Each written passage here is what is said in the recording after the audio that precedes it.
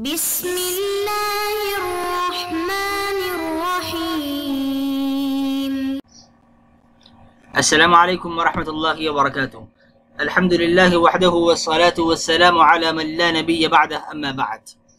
عزیز طلبہ، امید کرتا ہوں آپ بخیر و عافیت سے ہوں گے انشاءاللہ۔ آج ہم صفات باری تعالیٰ کو شروع کرنے جا رہے ہیں۔ اللہ تعالیٰ کی صفت ہے صفت قدیم ہونا، یعنی جس کی ابتدا بھی نہ ہو اور اس کی کوئی انتہا بھی نہ ہو، جو ازلی ہو جو ابدی ہو، اور جو ذات ازلی بھی ہو ابدی بھی ہو اس کو سرمدی بھی کہا جاتا ہے۔ تو علامہ فرما رہے ہیں کہ هذا تصریح، یہ صراحت ہے، اللہ تعالیٰ قدیم ہے اور یہ صراحت ہے، تصریح ہے اس بات کی، بما علم، اس بات کی جو جانی جا چکی ہے، التزاما، بطور التزام کے گزشتہ اسباق میں۔ بطور التزام کے ہمیں کیسے پتہ چلا؟ اس لیے کہ جب علامہ نے فرمایا تھا کہ محدث عالم اللہ تعالیٰ کی ذات ہے، تو ظاہر بات ہے کہ محدث عالم کو محدثات کے قبیل سے اس کے خارج ہونا چاہیے۔ اگر وہ محدثات کے اور ممکنات کے قبیل سے ہو تو اس کے لیے بھی کوئی محدث عالم ہوگا، پھر اس کے لیے بھی کوئی محدث ہوگا، اور اگر وہ محدث بھی ممکن ہو تو اس کے لیے کوئی تیسرا محدث ہوگا، تو یہ تسلسل چلے گا اور تسلسل باطل ہے۔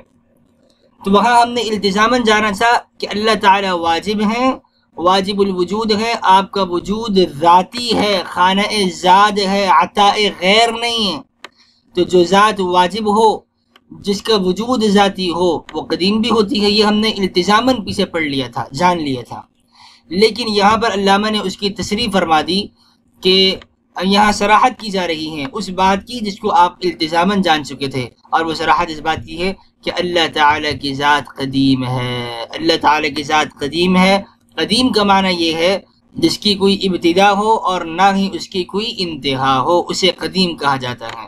اذ الواجب، فرماتے ہیں اس لیے کہ واجب لا یکون الا قدیما، قدیم ہی ہوتا ہے، واجب الوجود وہ قدیم ہی ہوتا ہے۔ اور ہم گزشتہ اسباق میں واجب الوجود کی تعریف، واجب الوجود کو پڑھ چکے تھے کہ اللہ تعالیٰ محدث عالم ہے، تو آپ واجب الوجود ہیں، آپ کا وجود ذاتی ہے، آپ محدث، آپ حادث نہیں ہیں، اور آپ محدث ہیں، تو محدث کو واجب ہونا ضروری ہے۔ تو فرماتے ہیں کہ لا یکون، واجب نہیں ہوتا مگر قدیم، ای، اب قدیم کی تعریف کیا ہے؟ ای لا ابتداء لوجودہ، وہ ذات جس کے وجود کی کوئی ابتدا نہ ہو، جس کے وجود کی کوئی ابتدا ہو اور نہ ہی کوئی انتہا ہو، اس کو قدیم کہا جاتا ہے۔ اذ لو كان حادثا مسبوقا بالعدم لكان وجوده من غیر ضرورہ، اس لیے کہ اگر یہ قدیم بالفرض، اگر یہ حادث ہوتا مسبوقا بالعدم، یعنی اس پر عدم طاری ہوتا، لكان وجوده من غیر ضرورت، تو یقیناً اس کا وجود اس کے غیر کی وجہ سے ہوتا۔ اگر اس کا وجود مسبوق بالعدم ہوتا، اس پر عدم طاری ہوتا اور وہ حادث ہوتا، تو اس کا وجود من غیر ضرورہ، اس کے غیر کی وجہ سے ہوتا۔ حتی وقع فی کلام بعضهم ان الواجب والقدیم مترادفان، یہاں تک کہ ان میں بعض کے کلام میں واقع ہوا ہے کہ واجب اور قدیم دونوں مترادف لفظ ہیں۔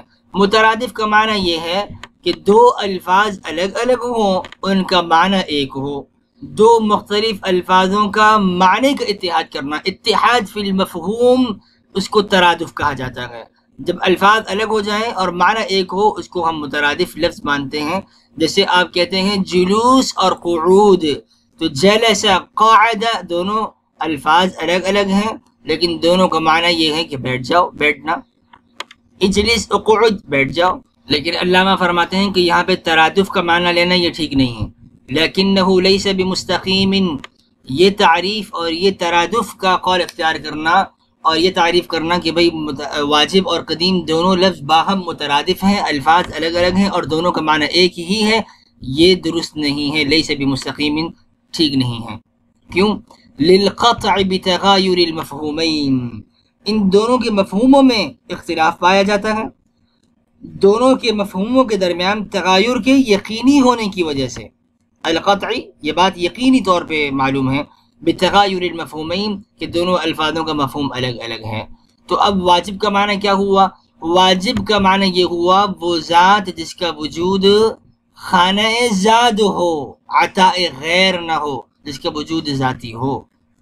اور قدیم کا معنی یہ ہے کہ وہ ذات جس کی کوئی ابتدا نہ ہو اور نہ ہی اس کی کوئی انتہا ہو، اس کو آپ قدیم کہتے ہیں.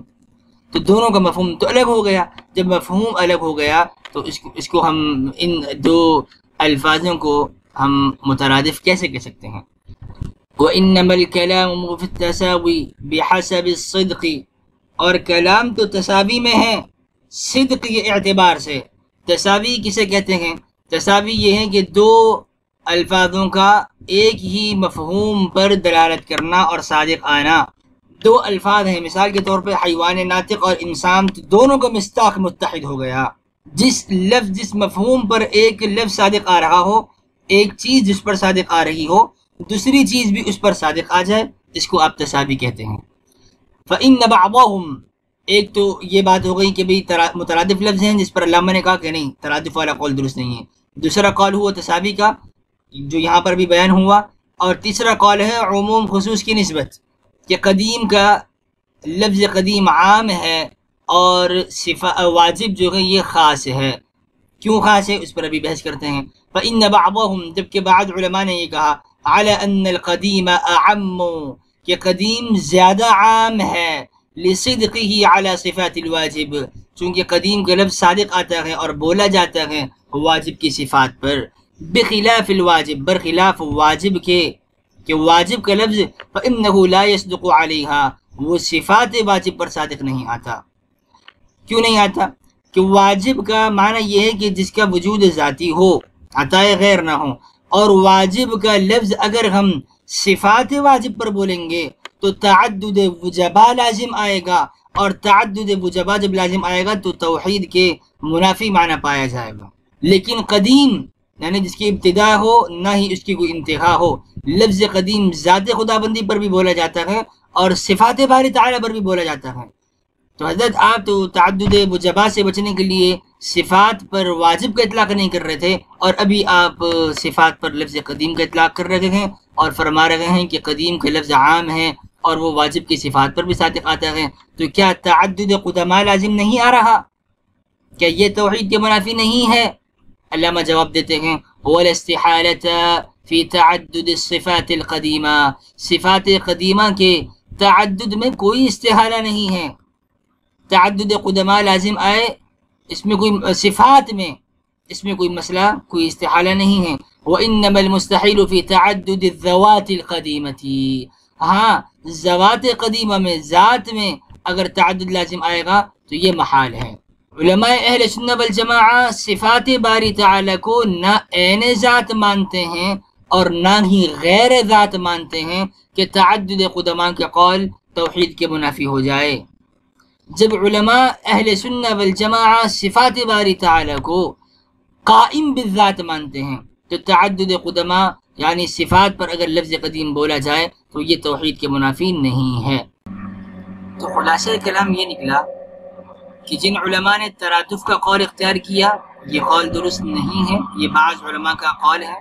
اور دوسرا قول جو تساوی کا ہے، تساوی کا قول یہ امام حمید الدین زریری رحمۃ اللہ علیہ کا ہے، جنہوں نے کہا کہ قدیم اور واجب یہ دونوں متساوی لفظ ہیں. ان دونوں میں سے ان دونوں الفاظ کی دلالت اور صداقت اپنے مفہوم پر برابر ہے. یہ دوسرا قول ہو گیا امام حمید الدین زریری رحمہ اللہ کا، جو آئندہ سبق میں انشاءاللہ ہم جانیں گے، امام حمید الدین زریری البخاری الحنفی رحمہ اللہ. اور تیسرا قول یعنی عموم خصوص کی نسبت، یہ بعض علماء اشاعرہ کا قول ہے. تو ان تین قول کو ہم نے آج پڑھا، اب آئندہ سبق میں انہی اقوال کی انشاءاللہ مزید تفصیل آئے گی. سبحان اللہ وبحمدہ، سبحانک اللہم وبحمدک، نشہد ان لا الہ الا انت نستغفرک ونتوب الیک. سبحان ربک رب العزة عما یصفون وسلام علی المرسلین والحمد للہ رب العالمین، والسلام علیکم ورحمۃ اللہ وبرکاتہ.